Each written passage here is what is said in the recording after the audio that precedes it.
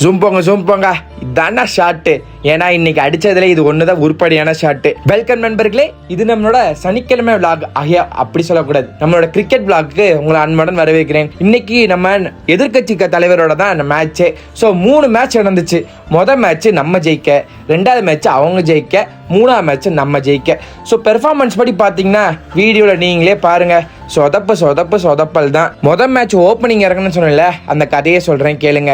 ஆப்போசிட்ல நான் பாட்டு நின்றுட்டு இருந்தேன். நம்ம அண்ணன் ஸ்ட்ரைக்ல நின்றாப்ல, பக்கத்துல எப்படி கீப்பர் பக்கத்துல அடிச்சுட்டு ஓடிடுவாப்ல. நானும் சரி வராரு, நானும் எஸ் சொல்லிட்டு ஓட்டேன். நான் நோ சொல்லியிருக்கணும்னு எல்லாரும் திட்டினாங்க. நான் எஸ் சொல்லிட்டு போயிட்டேன். அவ்வளவுதான். போய் பார்த்தா பையன் கீப்பர் என்ன காண்டுன்னு தெரியல, எரிஞ்சதுல கல்லே ஆடி போச்சு. அவ்வளவுதான், அவுட்டு.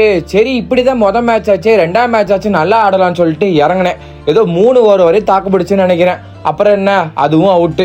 3வது மேட்ச் நம்ம டீம்ல நம்மளை இறக்கவே இல்லை. ஆமா, 2 மேட்ச் வாய்ப்பு கொடுத்து இந்த மாதிரி பண்ணா யாரு தான் நம்ம கேப்டன்ல இறக்குவா?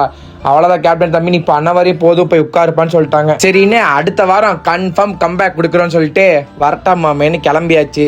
சரி நண்பர்களே, உங்களை நாளைக்கு ஜிம் வீடியோட சந்திக்கிறேன். அது வரையும் காத்திருங்க.